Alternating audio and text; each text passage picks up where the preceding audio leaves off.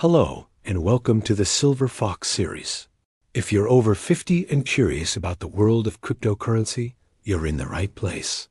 Today, we're starting a new series designed to demystify all that confusing jargon you hear online. Think of this as your friendly guide, breaking down the jargon and helping you navigate with confidence. Please remember this series is for educational purposes only. It is not financial advice, and you should always do your own research. Let's begin with our A to Z glossary, starting with A to C. This is a simple one. An altcoin is any cryptocurrency other than Bitcoin. Think of Bitcoin as the original, the first of its kind. Everything that came after, like Ethereum, XRP, Solana, or Cardano, is considered an alternative coin or altcoin for short.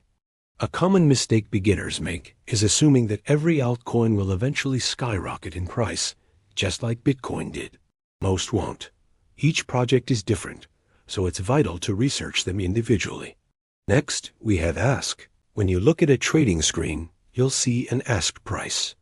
This is the lowest price a seller is currently willing to accept for their crypto.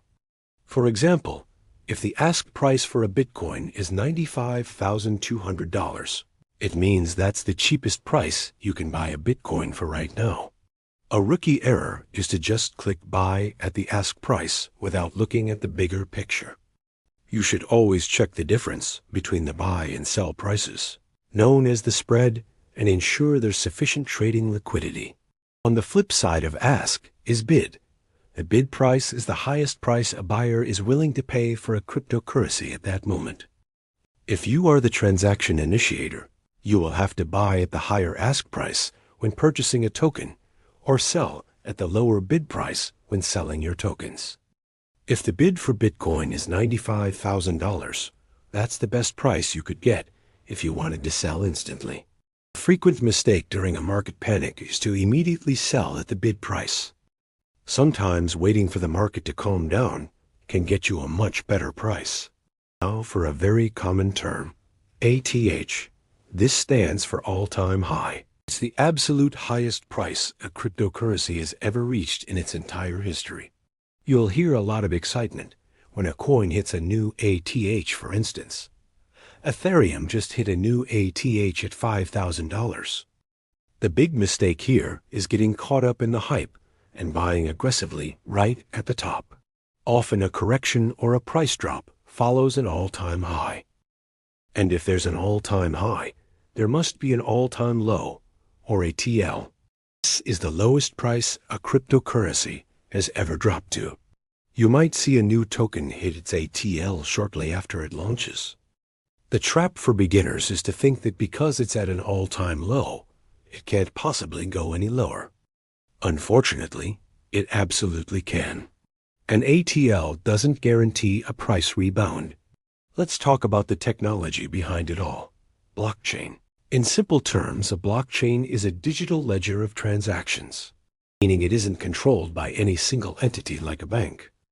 When someone sends Bitcoin, that transaction is recorded on the Bitcoin blockchain for everyone to see. Don't worry, a coded user address is indicated, not your name or identity. A big point of confusion for newcomers is mixing up the value of the blockchain technology itself with the daily price movements of its associated token. A great technology doesn't always mean its price will go up. Next is breakout. In trading, a breakout happens when the price of a crypto moves decisively above a resistance level or below a support level. Imagine there's an invisible ceiling at $100,000 for Bitcoin. If the price suddenly shoots past it, it could be a breakout. The mistake many investors make is chasing these breakouts instantly. Sometimes they are fakeouts. The price breaks through for a moment, only to fall right back down. It's often wise to wait for confirmation that the breakout is real. Centralized exchange, or CEX, is a platform managed by a central entity that facilitates crypto trading, such as Coinbase or Binance. They are regulated according to the laws of the specific country where they operate. Cold wallet, also known as a hard wallet, is a physical offline device used to store private keys securely. Its one and only job is to keep your private keys offline away from hackers and online threats. A crypto asset is a digital asset that uses cryptography to secure transactions and does not rely on a financial intermediary.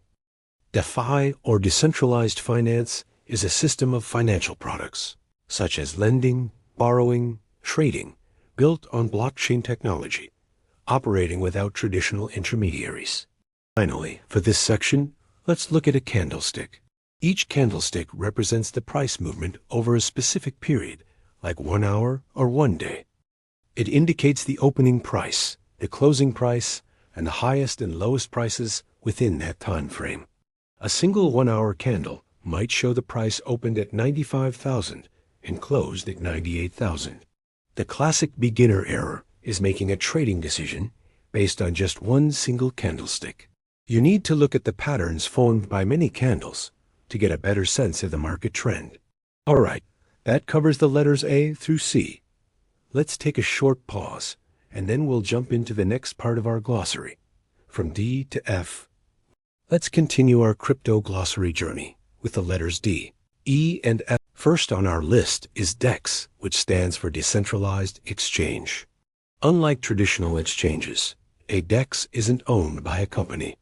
It's a platform run by automated code on the blockchain, allowing users to trade directly with each other without a middleman. A popular example is swapping your Ethereum for a stable coin like USDC on a platform called Uniswap. The common beginner mistake when using a DEX is ignoring gas fees and slippage. Gas fees are the costs for making a transaction on the blockchain, and they can be very high. Slippage is the difference between the price you expect to pay or sell at and the price you actually pay or receive, which can readily happen in fast-moving markets. Next up is a very important emotional term, FOMO. This stands for fear of missing out. It's that anxious feeling you get when you see a coin's price shoot up by 50% in a day, and you feel an overwhelming urge to buy it before it goes even higher. FOMO is a trader's worst enemy. The mistake is obvious: buying at the peak of the hype, which is often the worst possible time. A more disciplined approach is to wait for the price to pull back or correct before considering an entry. Don't let your emotions drive your decisions. And where there's FOMO, there's often FUD. FUD stands for fear, uncertainty, and doubt. It's basically negative news or rumors, often unverified, designed to scare people into selling. Imagine a rumor starts spreading online about new, harsh regulations. Without checking if it's true, tons of people panic and start selling off their assets. The price plummets, and the people who started the rumor can then buy in cheap. This is a classic trap for beginners. The biggest mistake is panic selling without doing your own research. Before you hit that sell button, take a deep breath. Go to the official sources, check reputable news sites, and see what the company or project is actually saying. Don't let fear dictate your financial decisions. Stay informed, stay calm, and don't fall for the FUD.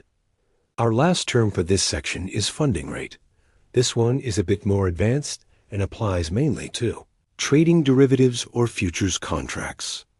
It's a fee paid between traders who are betting on the price going up, who are called longs, and those betting on it going down, called shorts. For instance, when the funding rate is positive, means longs are paying the shorts.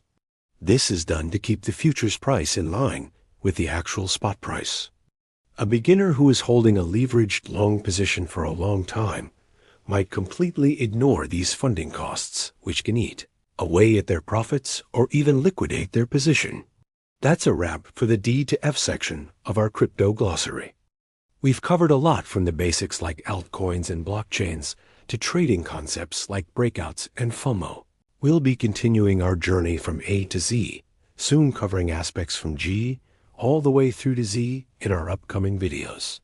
If you found this helpful and want to continue on your journey to demystifying the world of crypto, please make sure to like this video, subscribe to the channel, and maybe share with a friend who might also find it useful.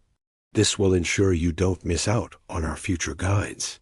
I want to emphasize that this series is for your education and entertainment only and should never be taken as financial advice. The crypto market is volatile, so always be diligent in your crypto investments. Thank you so much for joining me today. I truly hope you found this information useful, and I look forward to seeing you in the next video.